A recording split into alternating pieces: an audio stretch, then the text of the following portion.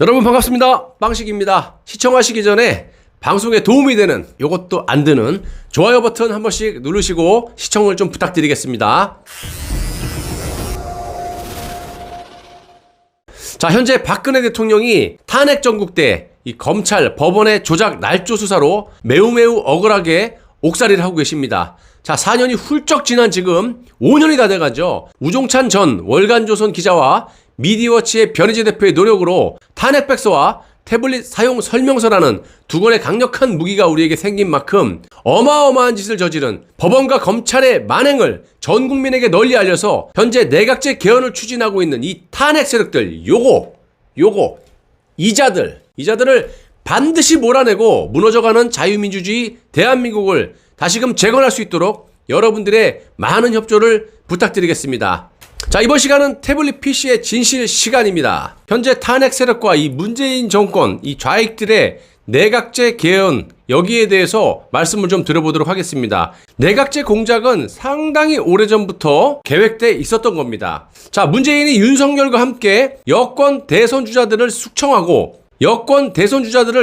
있을 때 야권에서는 조선과 중앙이 이 김종인을 앞세워서 야권 대권 주자를 내치고 있었습니다. 김종인은 비대위원장에 부임하자마자 홍준표, 김태호, 안철수 등 야권 대선 주자들을 아주 집요하게 음해하고 비방하면서 힘을 싹싹 빼앗았습니다.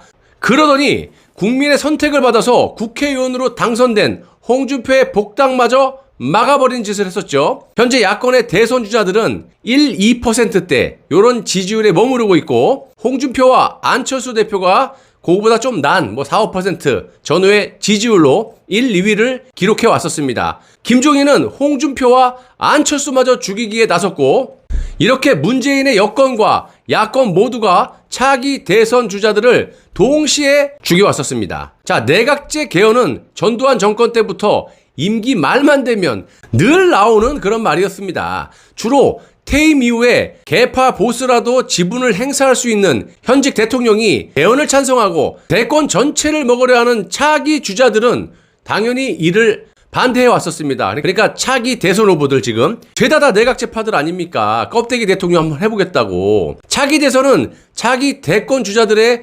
전쟁터이므로 차기 대권 주자들이 반대하는 순간 내각제 개헌은 불가능한 겁니다. 또 제1야당에서 반대하면 그것도 못하는 거예요. 미국의 예를 들어봤지만 공화당, 민주당 탄핵 소추조차 안 합니다. 왜? 안 되니까. 한쪽에서만 반대하면 끝나는 건데 이거는 손을 딱 맞잡고 같이 해먹겠다고 저러고 있으니 열불이 나는 거예요, 제가. 실제로 이런 문제 때문에 내각제 개헌은 성사된 적이 없어요. 전두환 정권은 거센 민주화의 요구로 차선책인 내각제 개헌안을 내놓았고, 자, 그런데 대통령 권력 전체를 잡고 싶어 했던 이 김대중과 김영삼이 이를 받아들이지 않았었습니다.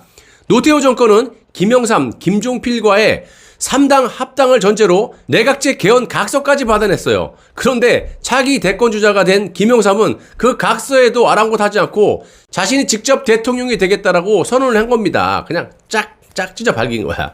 당시 야권 주자였던 김대중 역시 마찬가지였었습니다. 김대중은 아예 김종필과 내각제 개헌 합의 각서를 공개한 뒤에 집권을 해버립니다. 임기의 절반 이전에 내각제 개헌을 하기로 한 겁니다.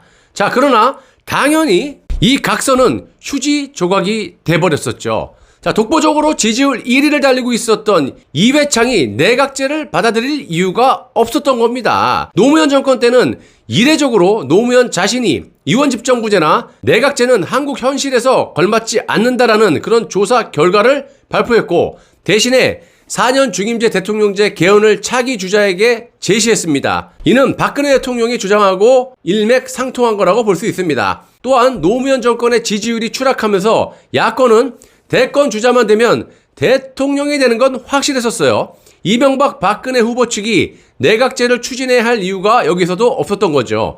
때문에 노무현 정권 때는 내각제 개헌 논란이 없었습니다. 자, 이명박 정권은 임기 내내 내각제 개헌을 시도했고요. 차기 대권 주자 박근혜와 정치적 앙숙이다 보니까 정권이 문재인으로 교체돼도 문제, 박근혜가 재창출을 해도 문제가 되었기 때문입니다. 대표적인 내각제 추진 인사가 당시 정부수석 박형준, 지금 현 부산시장, 이거 대표적인 개헌론자죠. 이자는 이후에 JTBC 등에 의해 수시로 방송을 타면서 2020년 4월 15일 총선 때는 선대본부장 요 자리에 오르기도 했었어요. 그때 어땠습니까? 당이 지금 완전히 대패하고 앉아있는데 KBS의 유심이라고 기어나왔고 희희낙낙 웃으면서 논평하고 있지 않았습니까? 제가 그래서 박형준을 얼마나 비판했습니까? 저런 자가 무슨 부산시장이 되냐.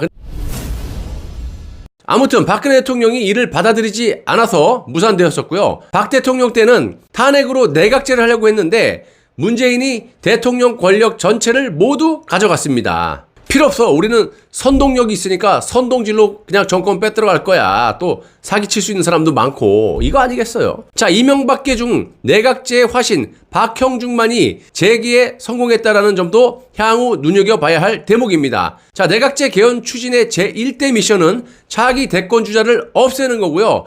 1987년 이후 그 어떤 정권에서 벌어진 적이 없던 여권 대권 주자들의 떼죽음, 그리고 김종인과 조선 중앙에 의한 야권의 대선 주자들의 음해 및 비방, 공작, 여야 모두 대권 주자들을 죽이기 위한 공작이 동시에서 그냥 수륙양공으로 벌어졌던 그런 셈입니다. 자, 그래서 이제는 더 이상 내각제 개헌을 반대할 이 강력한 차기 대권 주자가 여야 모두에서 존재하지 않고 있다라는 겁니다. 자, 여기서 또 하나의 정치 공작이 개입되었습니다. 문재인이 임명해서 충실히 여권 대권 주자를 제거하고 박근혜, 이명박, 양승태 등 전 정권 보수 인사 200여 명을 구속시킨 윤석열을 보수 대권 주자로 둔갑시켜버린 겁니다.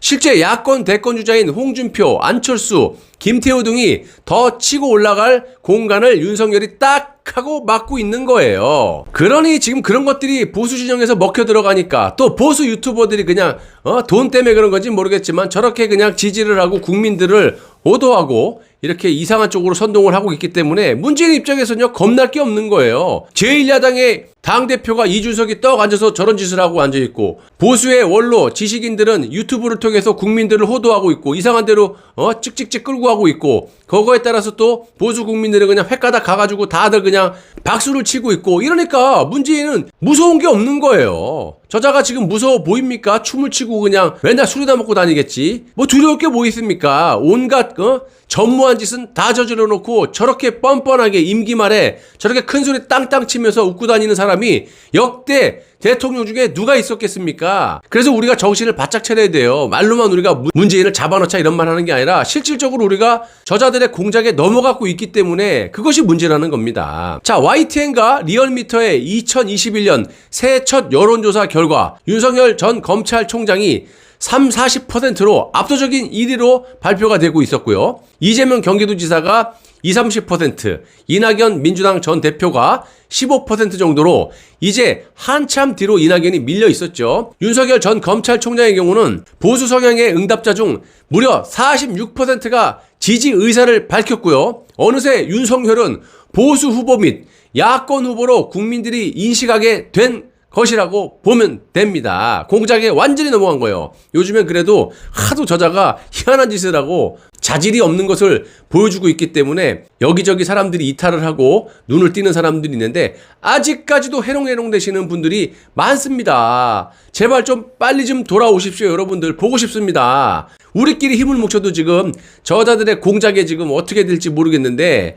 이거 이렇게 4분 5일 돼갖고 되겠습니까? 그럼 저랑 약속하세요. 윤석열 최재형을 지지하시는 분들은 끝까지 지지하십시오. 떨어지던 도중에 어디 사라지던 다시 보수라고 돌아오지 마시길 바래요. 그래야지 여러분들이 어디 가서 나는 보수였어라고 말씀드리는 거 아닙니까? 보수라면 자기 판단이 옳다고 생각하면 끝까지 가야 되는데 도중에 왔다 갔다 하는 거는 저 좌익들이나 하는 거예요. 홀딱홀딱 입장 바꾸고 오늘은 이랬다 내일은 저랬다. 이거는 좌익들이 하는 짓이 보수가 하는 짓이 아닌 겁니다. 저를 보세요. 욕을 먹더라도 아닌 건 아니니까 몇 날, 며칠, 몇 달을, 몇 년을 쭉쭉 끌고 가지 않습니까? 이게 보수입니다. 틀릴지언정. 그렇다고 해서 제가 아무런 근거나 증거도 없이 이렇게 비판하는 건 아니니까 여러분들 제 영상을 보시면은 이해가 쉬울 겁니다. 홍준표, 김태호 등 보수의 대권 후보들은 더 치고 나갈 공간을 확보하지 못하고 있고 점점 더 멀어지고 있다는 거예요. 이게 우리가 조금만 정신 차리면요, 이 쪽수로는 좌익들에게 절대 안 밀리거든요. 저들이 공작술이 엄청나게 능수능란하기 때문에 거기에 획획 가는 분들이